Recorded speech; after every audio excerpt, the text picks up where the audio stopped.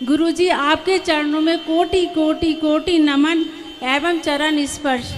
मुझे आज इतने अपने भाग्यशाली मान रही हूँ अपने को कि मेरे से आपकी बातचीत हो रही है, बहुत ज़्यादा खुशी हो रही है मुझे।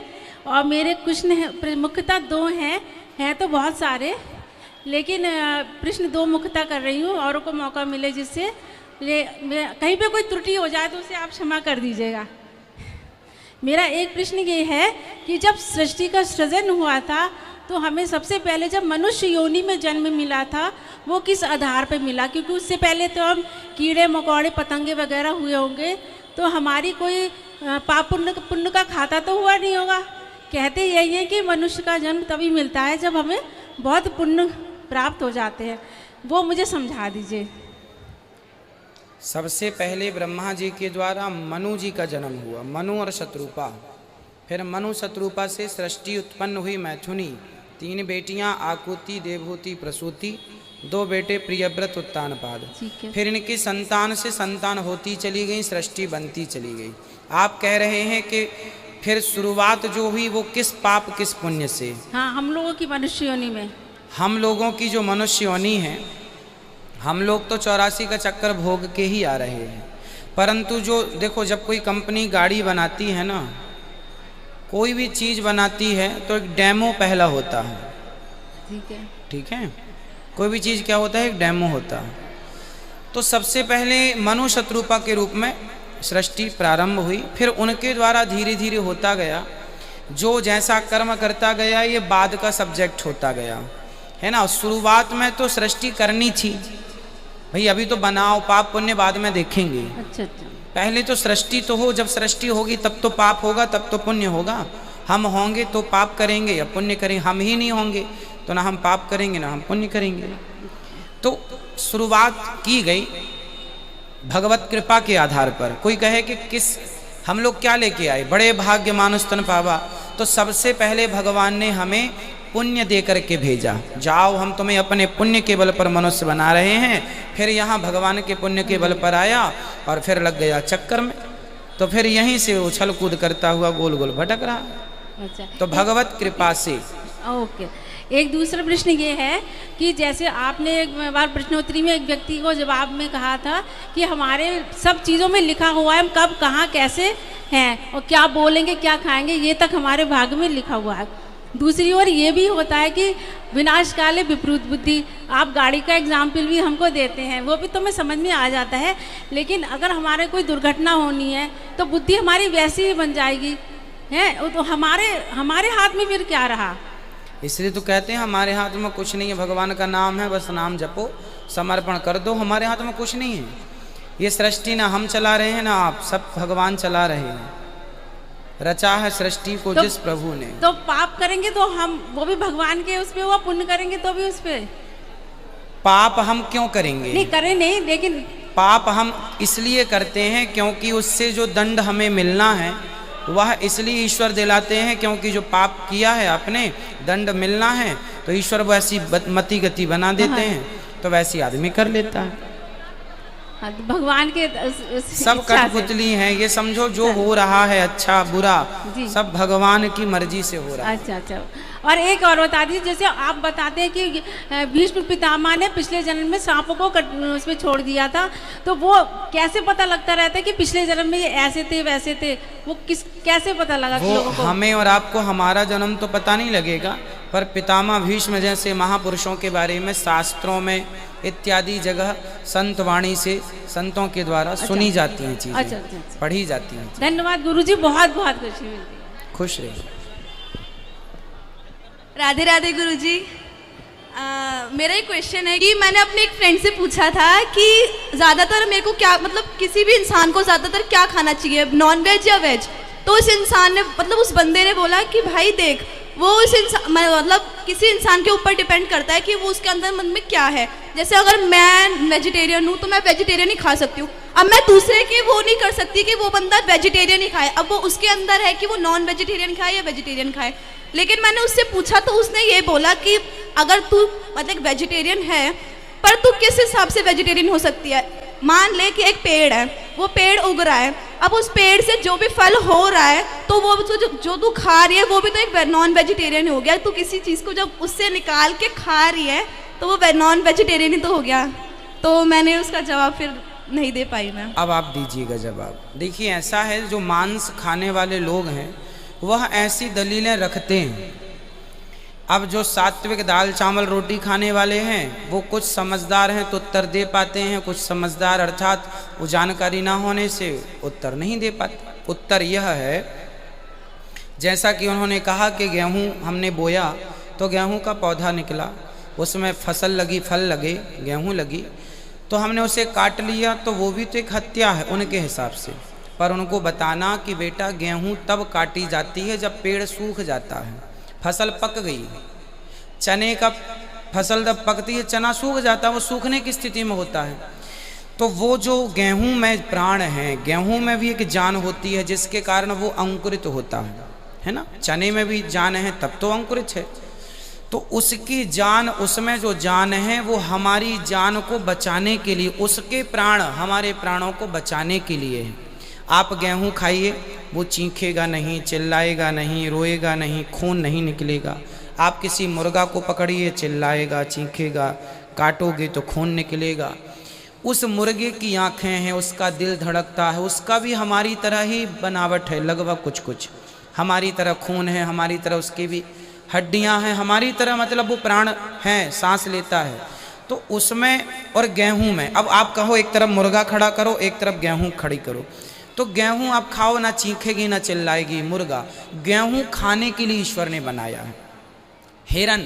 हिरन को शेर खाता है, उसे पाप नहीं लगता, क्योंकि शेर का शिकार, शेर का भोजन वही है, मांस ही है। गाय चारा खाती है, उसका वही भोजन है। ऐसे इंसानों के लिए ईश्वर ने गेहूं, चावल, दाल, रोटी, मसाले, मिर्ची बनाई है ना। मुर्गा नहीं बनाया हमारे लिए। मुर्गा हमारे, बिल्ली मुर्गा खाए, बिल्ली चूहा खाए तो समझ में आता है, क्योंकि बिल्ली के लिए वही उपयुक्त है शायद, हमारे लिए नहीं। हमारे लिए भगवान ने दाल चावल सब्जी रोटी। अब आप कहें कि नहीं जी दाल चावल भी वही है, नहीं, सबकी तुलना सबसे, एक तराजू में सबको नहीं तौल सकते।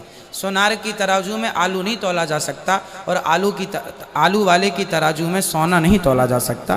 दोनों की तराजू अलग अलग होती है। सही है ना? धन्यवाद गुरुजी। राधे राधे गुरुजी।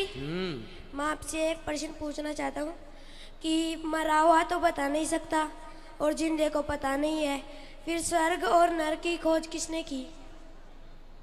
नरक और स्वर्ग की खोज किसने की? हाँ। अच्छा, आपने महाराणा प्रताप को तो देखा होगा अपनी आंखों से। आपसे मिले हैं महाराणा प्रताप? नहीं, किताबों में मिले हैं। किताबों में मिले हैं? जैसे आपको महाराणा प्रताप किताबों में मिले हैं, वैसे स्वर्ग नरक वेद पुराणों में मिले हैं। अब आप किताबों में लिखे महाराणा प्रताप को मानते हैं कि नहीं? हाँ। हाँ, उसी प्रकार स्वर्ग नरक हमने किसी ने देखा नहीं, पर हमें जरूरी नहीं होता बेटा कि हमने जो चीज़ नहीं देखी वो नहीं है। इतिहास सबसे बड़ा होता है।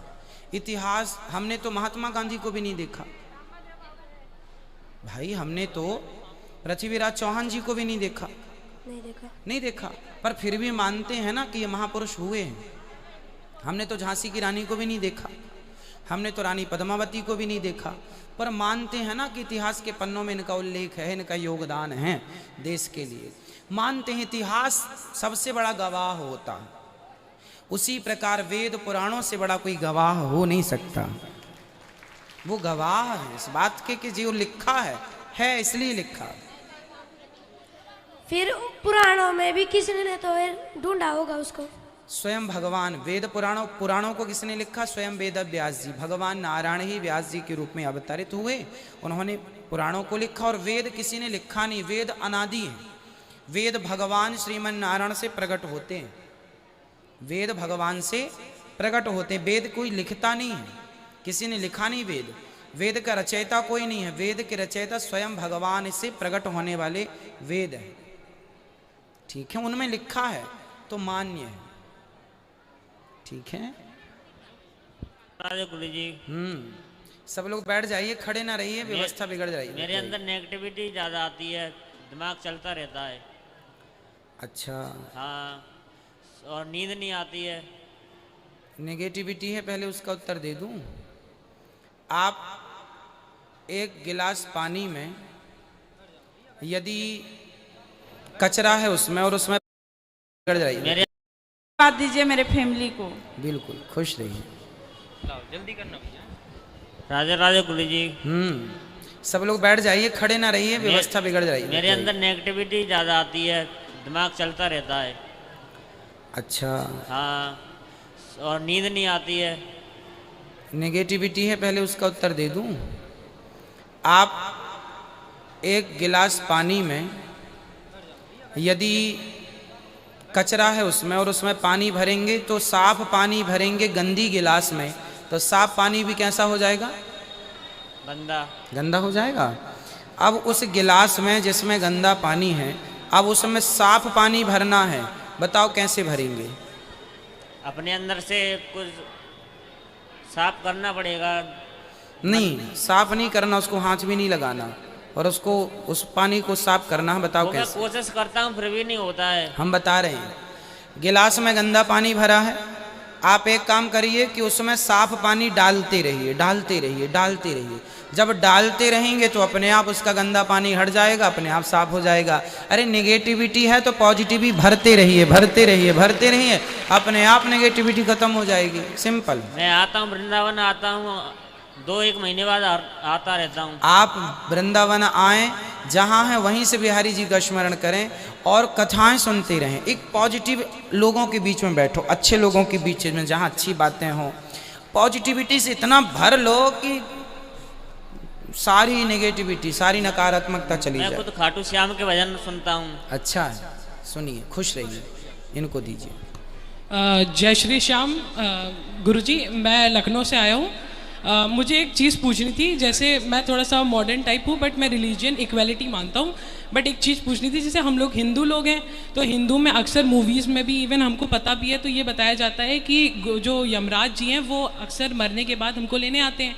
मगर ये चीज़ है कि जो, जैसे मैं रिलीजन्स में ऐसे फोकस नहीं करूँगा, बट अदर रिलीजन्स डिफरेंट उनको मानते हैं, तो हमको जैसे यमराज लेने आते हैं, तो क्या उनके में भी सेम है कि मतलब डिफरेंट है कुछ? देखो, सबके लिए ही यमराज बने हैं जी भाई। जात पात धर्म मजहब तो हम लोगों ने बनाया है। हाँ, वो चीज़ है। हैं? हाँ, वो तो भाई, ईश्वर के घर से सब इंसान आते हैं।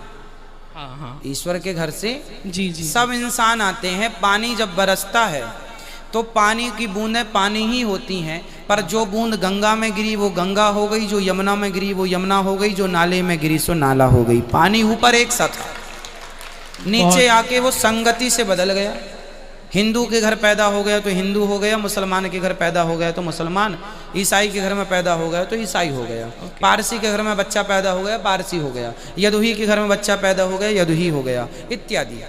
थैंक यू सो मच, आपने इतना अच्छा आंसर दिया। सबके लिए एक ही सिस्टम है, कोई माने ना माने। राधे राधे गुरुजी। जी गुरुजी, एक प्रश्न बड़ी देर से मेरे मन में है, लेकिन उसका उत्तर मुझे अभी तक मिला नहीं है। जी। जब तक मैंने होश संभाली है, मुझे जहाँ 5 साल की 6 साल की आयु से मुझे पता है कि मैंने क्या, कौन से कर्म, कैसे कर्म कर रही हूँ, और आज तक भगवान की कृपा से जो कर्म आपने करवाए हैं ना, सत्य कर्म ही करवाए हैं। किसी का भला आपने इन हाथों से कराया और सभी का अच्छा चाहने वाले सत्य कर्म करने के लिए आपने मुझे प्रेरित किया और करवाए हाथों से। लेकिन वो सब मेरे बाद में दुश्मन क्यों बन जाते हैं? वो एक ऐसी शख्स हूँ जो कि कोई कहता भी नहीं है कि मेरा काम करो, उसके लिए भी मरती हूँ और उसके घर जाके उसका काम करके आ जाती हूँ, वही मेरा दुश्मन बन जाता है। और मैं मेरे इस चक्रों से कुछ मुक्ति नहीं मिल रही।